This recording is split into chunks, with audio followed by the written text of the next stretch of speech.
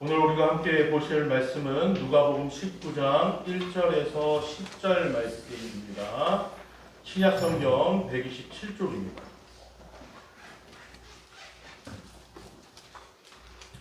누가복음 19장 1절에서 10절 말씀입니다. 신약성경 127쪽입니다.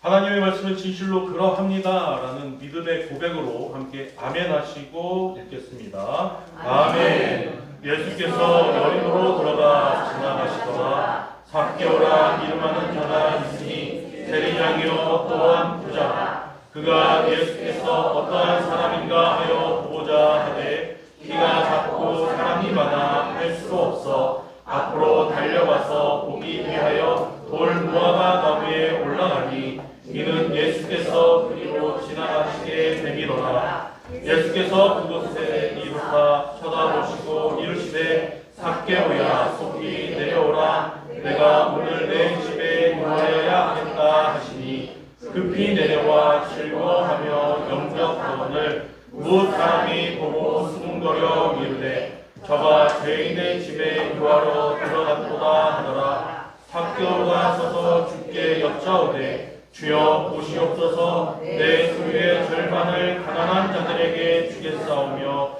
만일 누구의 것을 속여 빼앗은 일이 있으면 내 갑절이나 갚겠나이다. 예수께서 이르시되 오늘 구원이 이 집에 이르렀으니 이 사람도 아브라함의 자손이미로다. 인자가 온 것은 잃어버린 자를 찾아 구원하려 함이니라. 아멘.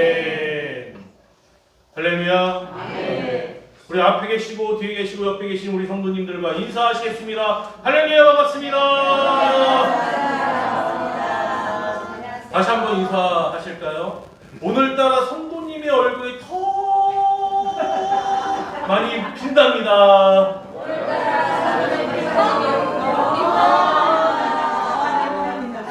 할렐루야.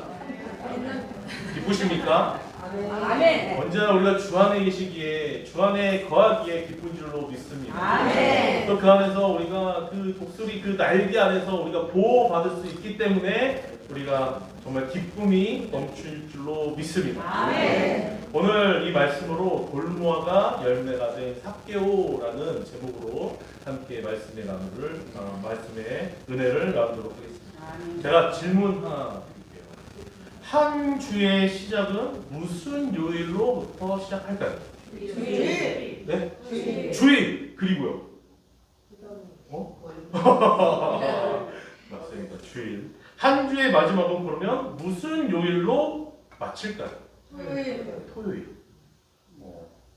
토요일입니까? 네, 좋습니다.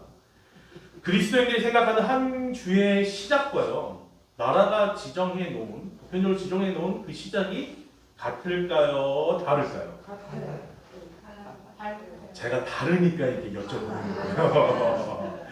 우리가 시작하는 한 주의 시작은 보통 주일이라고 생각을 하는데요. 나라에서 지정해 놓은 한 주의 시작은 월요일입니다. 다르죠? 근데 우리가 달력을 보면 한 주의 시작이 뭐로부터 시작하죠?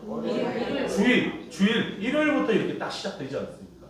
근데 생각해보면 월요일이 한 주의 나라가 또 회사나 한 주의 시작이 월요일부터 시작해요. 근데요, 이게요, 문제가 생겨버립니다. 어떤 문제가 생기냐면, 이 월요일이라고 시작을 한다고 생각하시는 분들이 그러면 지난주라고 얘기하는 것이 언제 주일일까요? 아니면 이번 주라고 얘기하는 것이 언제 주일일까요? 다음 주라고 하는 것이 언제 주일일까요? 이게요, 주일로부터 한 주가 시작되냐, 월요일부터 한 주가 시작되냐에 따라서 이게 완전히 달라지는 거예요. 오늘이 월요일이라고 생각해 봅시다. 그러면 이번 주는 언제일까요? 어제 주일이 이번 주예요. 근데 그리스도인들이 이렇게 생각을 하거든요. 아니, 세상에 사는 사람들은 이 어제, 그러니까 지난주, 아니, 이번 주라고 생각하면 앞으로 돌아올 주일을 생각하는 거예요. 근데 그리스도인들은 이번 주 하면 어제 주일을 생각을 합니다. 소통이 안 됐어요. 다음 주라고 얘기를 하면 언제일까요? 그렇죠? 그리스도인들은 다음 주면요 앞으로 올 주일을 생각을 하는 거예요. 근데 그리스도인이 아닌 사람들은 언제일까요? 헷갈리시죠, 막 이제. 네. 이게 다른 거예요. 그러니까 기준을 어디에 놓고 살아냐에 따라서 소통이 되기도 하고 안 되기도 합니다. 우리 안에 우리 그리스도인이고 이게 한 교회 한 몸된 우리 지체들 아닙니까? 그러니까 우리끼리 이야기하는 것들은 주일에 대한 개념, 한 주가 또 주일로 시작하는 그 개념이 있기 때문에 소통하기가 쉽습니다. 근데 이 세상 사람들 아니면 월요일부터 시작되는 그 삶 속에서 똑같은 우리가 용어로 얘기한다면 이 소통이 되지가 않는다는 것입니다. 우리가 달력을 봐도라도 이 월요일부터 시작하는 거, 주일부터 시작하는 거, 이 달력의 모습은요 일본 달력을 따라서 만들었기 때문에 그렇게 하는 주가 시작합니다. 그런데요 우리가 영어에서 위크엔드라고 얘기하는 거, 주말이라고 얘기하는 것은요 미국에서 위크엔드라고 주말이라고 얘기하는 것은 토요일과 일요일을 주말이라고 이야기해요. 이게 또 다른 거예요. 이게요 원래는요 우리 그리스도인 사상에서 어떻게 주일이 첫 시작이라고 생각을 하냐면 하나님께서 이 땅을 창조하실 때 며칠 만에 창조를 하셨죠? 6일 만에 창조하시고 마지막 7일 때 안식을 하셨어요. 그죠? 근데 처음 시작이 언제냐면요 일요일부터 시작이 되는 거예요. 그래서 유대 관점에서는 안식일이 토요일입니다. 그죠? 그래서 새로운 시작이 주일부터 시작이 되는 거예요. 근데 세상에서는 그거와 좀 다르죠. 그리고 또 로마의 국교가 기독교가 되면서 그 4세기 이후에 로마 황제 콘스탄티누스 1세가요 일요일을 공식 휴일로 선포하게 됩니다. 그러면서 또 예수님께서 언제 십자가에 달려 죽으셨죠? 금요일날. 언제 부활하셨어요? 주일날 새벽에. 그죠? 그러기 때문에 우리가 안식 후 첫날, 그래서 그 주일, 우리가 말하는 주일, 세상에서 일요일, 이 날을 우리가 예배 드리는 날로 정해진 것입니다. 유대력을 따지면 원래는 우리가 토요일 날, 아니 금요일 저녁부터 예배를 드려야 돼요. 그때부터 안식이 시작합니다. 그래서 이렇게 관점적으로, 시대적으로 바라봤을 때 우리가 좀 소통이나 아니면 생각이 좀 달리 하실 수 있다는 것입니다. 그런데 이게 중요한 것이요. 이 소통의 오류를 나올 수 있는 것이죠. 이런 어떠한 기준으로 우리가 이야기하고 어떻게 살아가냐 이 말일 때요. 우리가 이것을 해결할 수 있는 방법이 무엇일까요? 모두를 다 전도해갖고 다 기독교화 시키면 한 주를 시작을 일요일 날 할까요? 그러지 않겠죠. 그냥 날짜를 말하면 됩니다.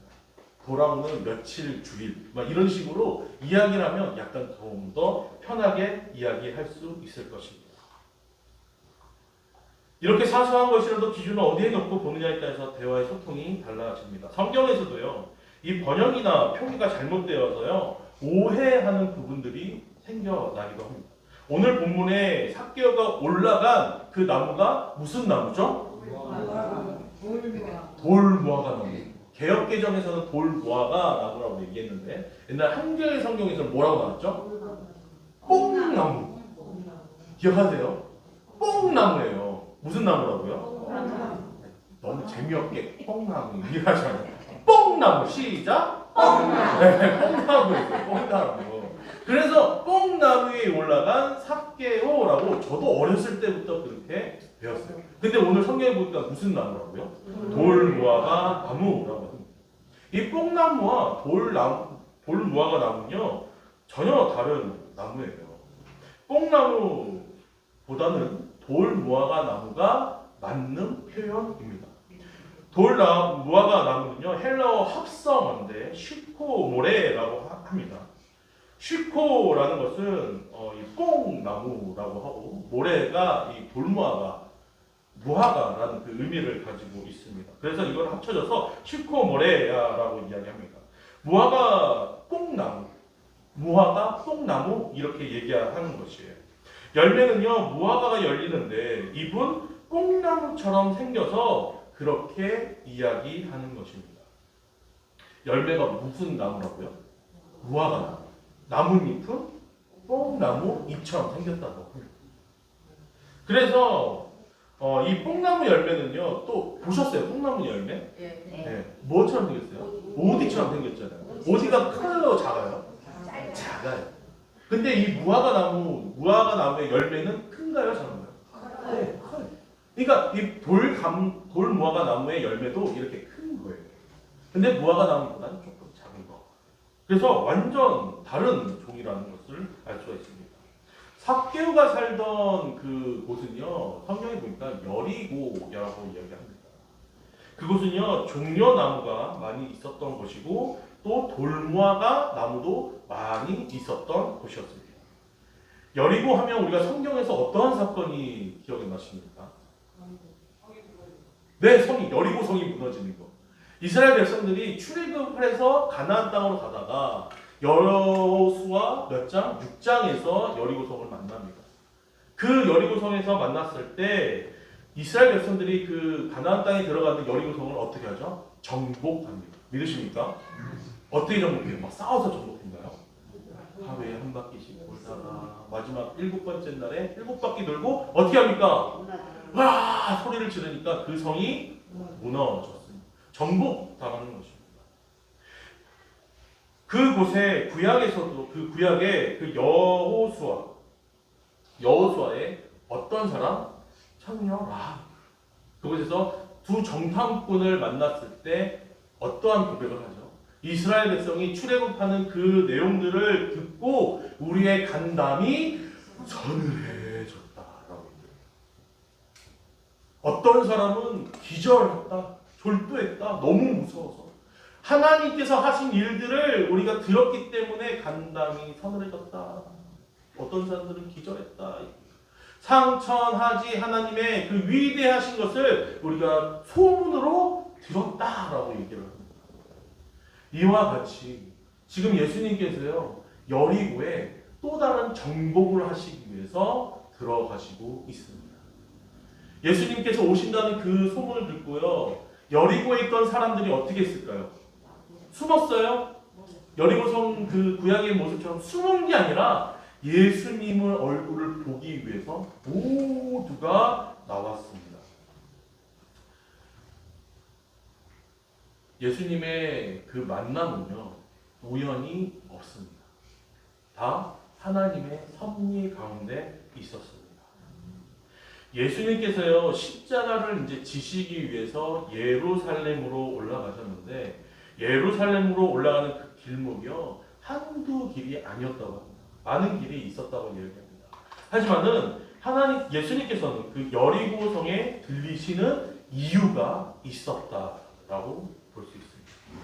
바로 그곳에 예수님께서 원하시는 열매가 있었기 때문입니다. 무엇이 있었다고요? 열매가 있었어요. 여리고성에 들어가셨을 때 많은 인파들이 몰려왔습니다. 그 중에 오늘 말씀에 세리장이었던 삭개오가 있었습니다. 삭개오의 신상에 대해서 말하자면 이렇습니다. 삭개오는 그 이름의 뜻은 바로 순전한 그리고 의로운 이라는 그런 뜻을 가지고 있습니다. 이름이 뭐라고요? 순전한 의로운 이라는 그런 뜻이 바로 이 삭개오라는 이름이었습니다. 그의 직업은 세리장이었어요. 세리는요 유대인들에게 세금을 걷어서 로마에게 바치는 일을 했습니다. 근데요 어떻게 보면 이제 세금 징수위원이잖아요. 사람이잖아요. 근데 왜 그들이 미움을 받았을까요? 왜 미움을 받았냐면요. 어떻게 보면 로마에 이런 세금을 갖다 주는데 그가 그러니까 월급을 로마로부터 받지를 않았어요. 고용주가 로마인데 월급을 주지 않았다는 거예요. 그래서 이들이 어떻게 하냐면 세금을 더 많이 걷는 거예요. 보통 매겨져 있는 그 세금보다 더 많은 세금을 얻어서 자기가 먹고 살려고 했다는 거예요. 그들 중에 착취하는 자들이 생겨났어요. 그러면 세리장이라고 얘기하면 어떤 사람입니까? 그 세리들을 감독하는 사람이에요. 아마 그 세리들이 세리장에게 잘 보이기 위해서 또 뇌물까지도 막 이렇게 줬을 것이에요. 그래서 사람들은 이 세리를 좋은 눈으로 바라보지 않았습니다. 다 도둑이라고 생각했어요. 그런데 삭개오는 그들 중에 장이에요. 그래서 사람들은 삭개오를 싫어했을까요? 싫어했을까요? 싫어했어요. 미워했어요. 왜냐하면 도둑이라고 생각했기 때문에 너무나 미워했다는 것입니다. 사람들에게 인정을 받지 못하는 사람들이었어요. 그리고 심지어는 그가 키가 작았을까요? 작았을까요? 작았어요. 너무나 작았어요. 그리고 그는 부자였습니다. 부자, 세리장. 어떻게 보면 세상적으로 봤을 때 정말 멋있어 보이고 또 권위 있고 권력이 있어 보이지만은 사람들은 그를 싫어하고 미워했습니다. 유대인들은요 죄인이라고 여기는 부류들이 있었어요. 첫 번째가 병든 사람들. 이 병든 사람들, 장애를 갖고 있는 사람들을 왜 싫어했냐면 그들을요 부정하다가 생각했어요. 왜 부정했냐? 이가 이렇게 병들거나 장애를 갖고 있는 이유는 분명하게 하나님 앞에서 죄를 지었기 때문에 그의 결과로 하나님께 저주받았다. 손가락을 다른 데 받아버려요. 저주받았다라고 이렇게 생각을 했다는 것입니다. 그래서 미워했어요. 싫어했어요. 또 어떤 사람들, 이방인들을 싫어했어요. 그들은 하나님께 선택된 민족이 아니기 때문에 또 하나님으로부터 보호를 받는 자들이 아니기 때문에 우상을 섬기는 자들이기 때문에 미워했습니다. 그리고 마지막으로 세 번째, 세리장, 친로마인 사람들, 자기네들을 괴롭히는 이 세리들을 미워했다는 것입니다. 삭개오 역시요 사람들이 생각했을 때 죄인들이라 불리는 세리들, 곧 도둑들의 우두머리였습니다. 그 비리로 재산을 불린 죄인이라고 생각을 했던 것입니다. 그랬던 그가요 예수님이 오신다는 그 소식을 듣고 예수님 오시는 그 길목으로 나아갔습니다. 성경에서 말하길 그가 키가 작고 사람이 많아 할 수 없이 달려가 보기 위해서 예수님을 보기 위해서 어디에 올라갔을까요? 돌무화과 나무 위로 올라갔습니다. 너무 예수님을 보고 싶어서 또 예수님이 그 길로 지나갈 것을 알고 있었기 때문에 그 기대하고 고대하고 기다리는 마음으로 예수님을 만나기 위해서 그 나무 위로 올라갑니다. 다시 돌무화과 나무 이야기를 하자면요. 성경에서 목자이면서 뽕나무 제매를 했던 선지자가 있습니다. 혹시 아시나요? 1번 아모스, 2번 아모스, 3번 아모스. 누굴까요? 아모스. 역시 우리 성도님들 너무나 잘 알고 계십니다. 아모스 선지자가요 목자이면서 뭐라고 얘기하면요 뽕나무 재배를 했다라고 해요. 이 뽕나무 재배를 했다는 얘기는 뭐냐면요 뽕나무 개양을 했다라는 이야기입니다. 돌무화과 나무는요 여리고의 흔한 나무였습니다. 한 여름에 구슬 같은 많은 열매를 냈습니다. 하지만요 이거요 사람이 먹을 수가 없다고. 열매인데요 어떻게 혹시 그 익지 않은 감 먹어보셨어요? 그 먹으면 어떠세요? 떫어요. 그냥 떫은 게 아니라 입술이 이렇게 마비되는 것처럼 떫어요. 그래서 먹으면 그냥 탁탁탁 하면서 혓바닥을만 이렇게 긁어낸단 말이에요. 너무나 떫어서 먹을 수가 없죠. 그런데 이것을요 무화과 나무 열매처럼 달 만큼 만드는 방법이 있다고 합니다. 이것은요 전문용어로 분리사라고 얘기를 하는데요. 어떻게 하면 이 돌무화과 나무에 구멍을 딱 하는 거예요. 바늘로 구멍을 딱 그리고 거기에 감나무, 그러니까 올리브 오일을 거기다가 딱 주입을 시킵니다. 그러면 이게요 숙성이 되면서 그 열매가 달게 바뀐다고 합니다. 놀랍죠? 이것을 분리사라고 얘기하는데 다르게 얘기하면 아모스가 했던 뽕나무 배양이 바로 이것이었다는 것이에요. 목자들은요, 이 광야에서 양을 키웠습니다. 하지만은 이 건기가 되고 풀이 없을 때는 어떤 일을 하냐면 이 양들을 데리고 성 안으로 들어옵니다. 그래서 이스라엘 초막절이 있는 10월부터 이른 비가 시작돼요. 2월에는요 6월절이 있는 4월까지 늦은 비가 내립니다. 그리고 7절에는요 그 밀 추수기가 시작이 돼요. 그래서 그 밀 추수를 하면 뭐가 남죠? 밀 밑둥이 남는 거예요. 그래서 먹을 거가 없을 때 이 양들을 쫙 데리고 나가고 성으로 들어와서 이 밀 밑둥을 양에게 먹이게 합니다. 그러면 그 땅 주인은 어떻게 하냐면 이 보이는 이 무화과 나무들, 돌무화과 나무들에게 목자들에게 이거에다가 그 뽕나무 배양, 돌무화과 나무 배양을 시키는 거예요. 그래서 그 돌무화과 나무 위에 올라가서 목자들이 구멍 뚫고 올리브유 바르고 구멍 뚫고 올리브유를 바르는 그 뽕나무 배양을 하는 거예요. 아모스 선지자도요, 이 목자이면서 그렇게 뽕나무 배양을 한 것입니다. 그래서 이 돌무화과 나무에는 목자가 올라가는 일은 정말 흔한 일이었습니다. 그리고 이 배양된 돌무화과 나무는요, 가난하고 배고픈 자들의 허기를 채울 수 있는 간식과 식량이 되었다고 합니다. 그런데요, 지금 이 돌무화과 나무에 누가 올라가 있습니까? 삭개오가 올라가 있는 거예요. 예수님의 눈에는요, 이 삭개오가 무엇처럼 보였을까요? 돌무화과 나무 위에 열린 열매처럼 보였을 것입니다. 양들의 그 선한 목자이신 예수님의 눈에는요, 삭개오가요 그렇게 탐스러운 열매로 보였을 것이에요. 왜냐하면 예수님께서는 네가 앞으로 어떠한 일을 할 줄 이미 알고 계셨기 때문입니다. 그리고 그의 이름을 부릅니다.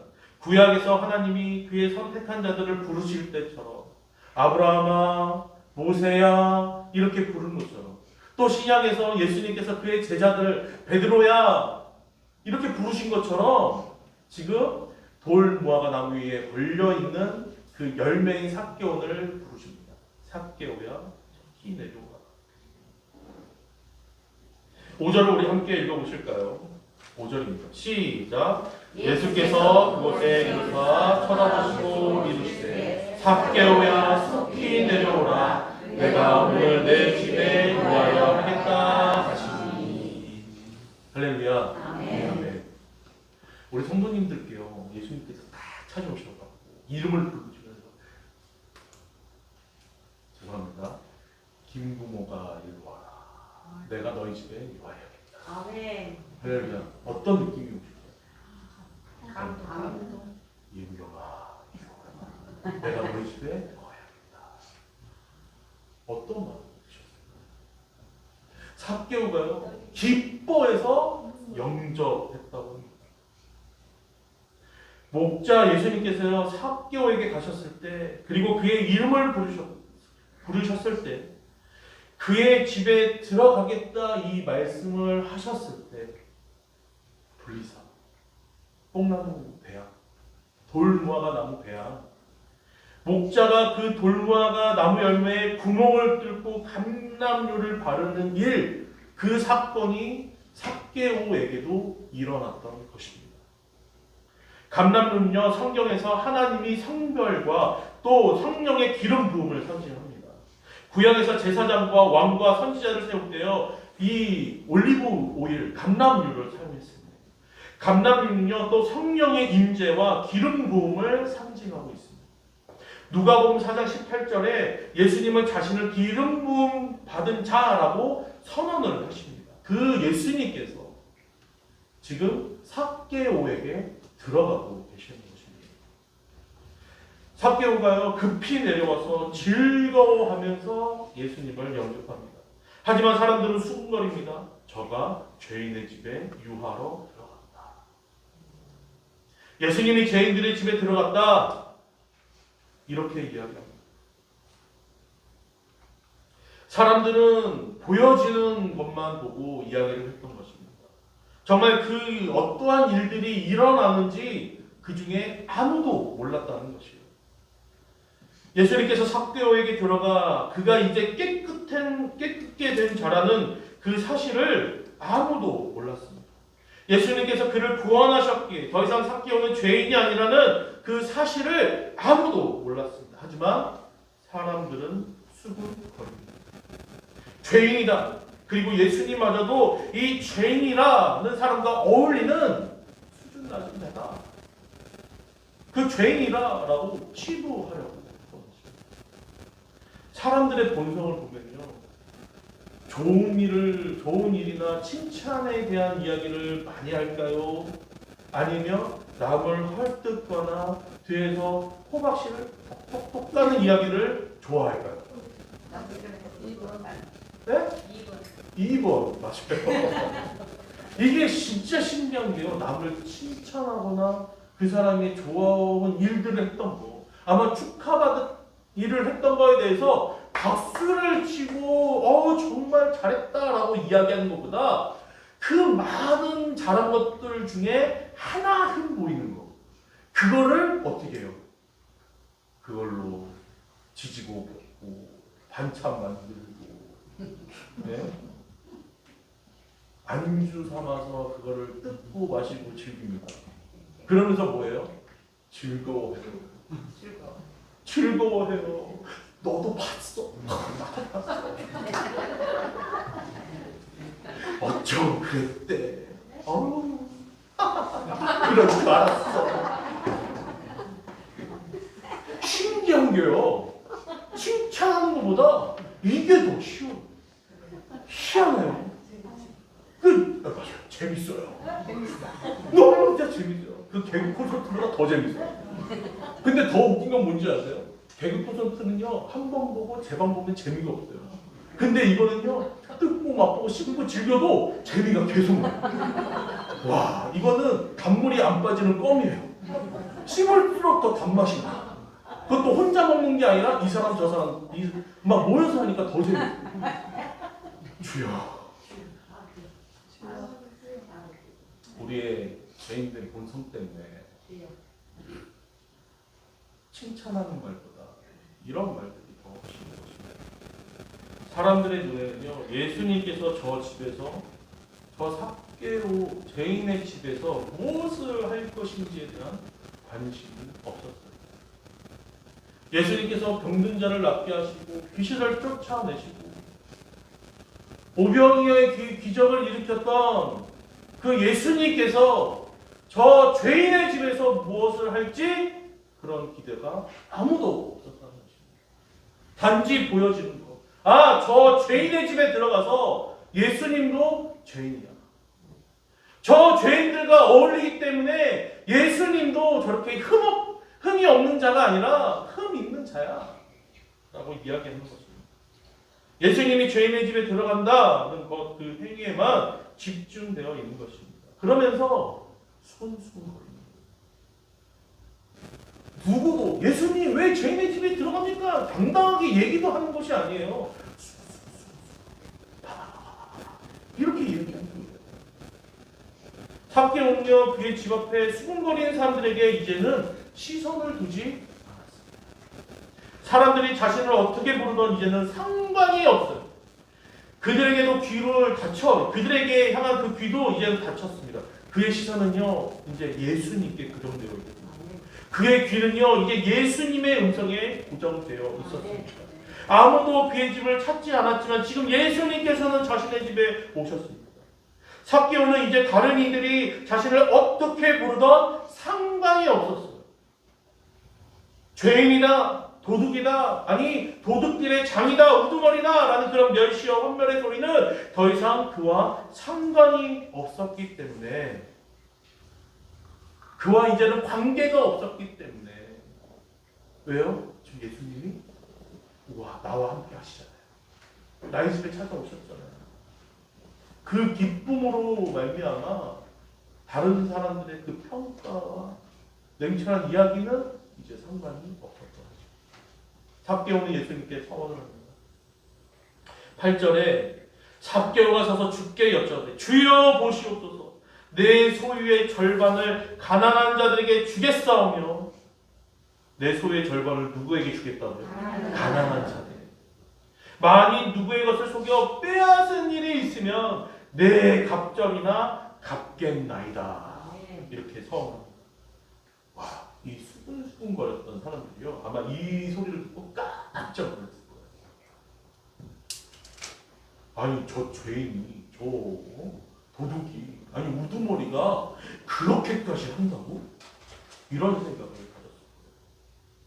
예수님께서 그 삭개오의 고백을 듣고 기뻐하셨습니다. 그러면서 말씀하십니다. 우리 9절을 함께 읽으실까요? 9절입니다.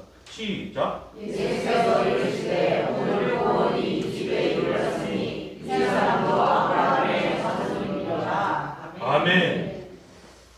오늘 구원이 이 집에 이르렀으니 이 사람도 아브라함의 자손입니다. 라고 선포를 하십니다. 그리고 사람들에게 말씀하시기로 인자가 온 것은 잃어버린 자를 찾아 구원하려 함이라 하면서 말씀하세요. 사람들의 눈에는 죄인이나 예수님의 눈에는요 누가복음의 그 15장에 나와 있던 잃은 양이었어요.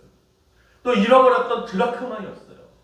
또 그 방탕한 아들이 돌아오매 기뻐하는 그런 예수님의 모습을 볼 수 있습니다.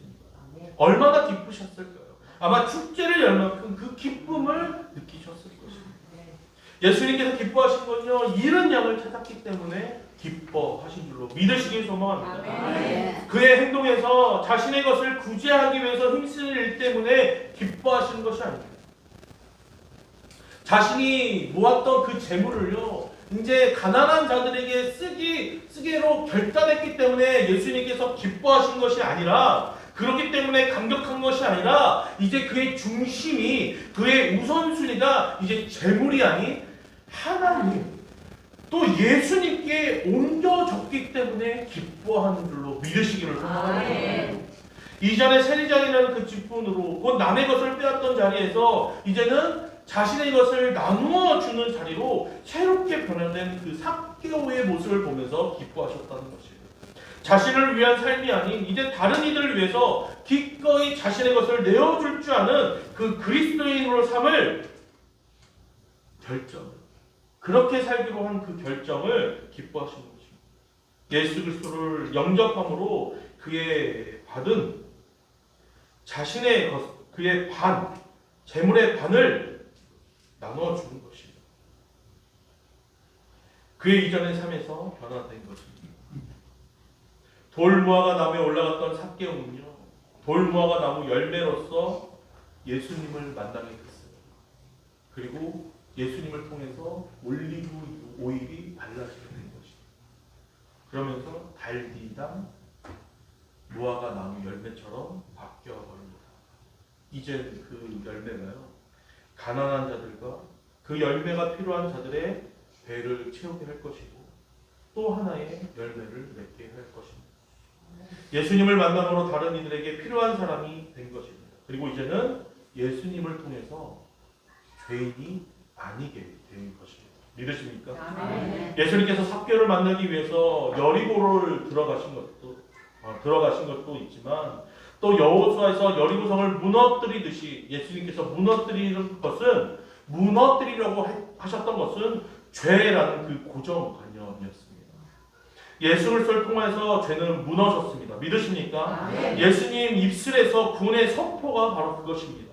구원받은 자들에게는 더 이상 죄인이라 묻지 못합니다. 할렐루야. 아멘. 이제 아브라함의 자손이라고 말씀하십니다.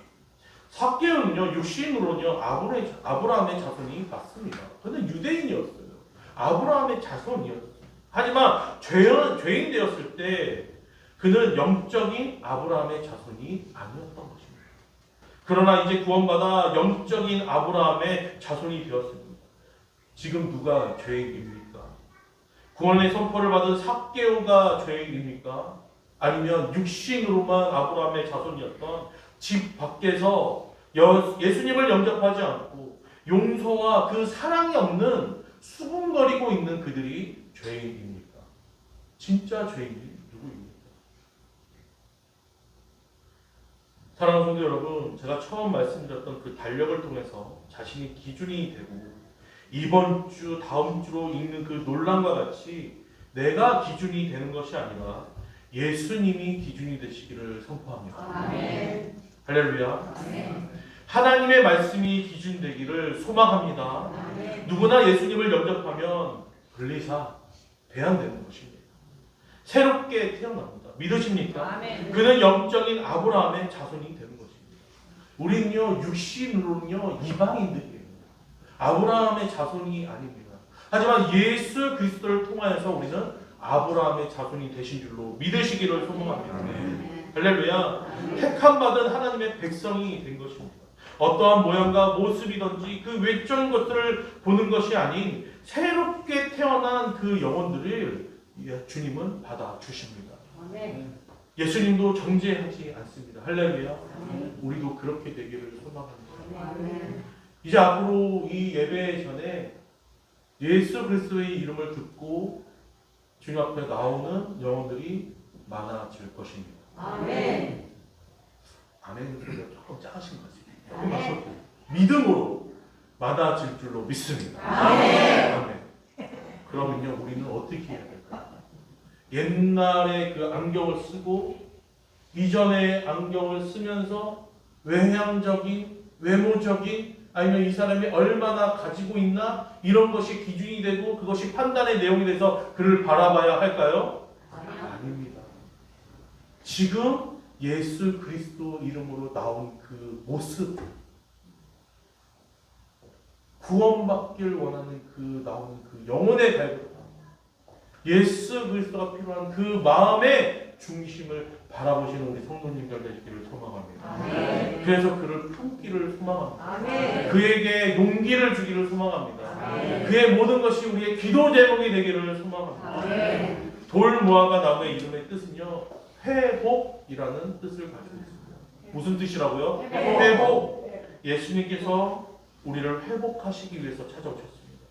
죄로 더러워진 나를, 죄로 하나님께 끊어진 나를 회복하십니다. 믿으십니까? 아멘. 나는 부활이요 생명이라 하신 말씀, 그 예수님께서 그를 믿는 자 영혼이 죽지 아니하리라 하신 그 말씀, 그 주님을 믿으며 구원받는 자로 십자가로 사시는 우리 열매 맺는 우리 성도님 되시기를 소망합니다. 아멘. 우리도 이제 예수님을 영접한 삭개오처럼 나를 위해서 사는 것이 아니라 다른 지체들을 위해서 자신의 것을 기꺼이 내어주는 주님의 열매가 되기를 소망합니다. 아멘. 내가 땅에 떨어진 그 열매가 미랄이 되고 그것이 썩어져야 또 다른 열매를 맺는 아멘. 것입니다. 할렐루야. 아멘. 구원받은 그것이 구원받은 백성으로서 이 땅에 살아내는 이유인 것입니다. 아멘. 우리는 죽어도 영원히 죽지 않을 것입니다. 아멘. 믿으십니까? 아멘. 예수님께서 새 생명을 부활하셨기 때문에 우리에게 보여주셨기 때문에 그 믿음으로 살아내는 우리 하나 성도님들 되시기를 주님으로 축복합니다. 아멘. 그렇게 되시기를 축복합니다. 아멘. 아멘. 우리 서로를 마주보면서 이렇게 인사하실까요?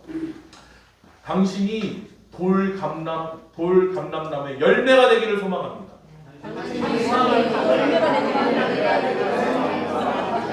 다시 한번요. 그렇게 되기를 주님의 이름으로 축복합니다. 할렐루야. 주님께 기쁨의 박수 올려드리겠습니다. 아멘. 찬양하시고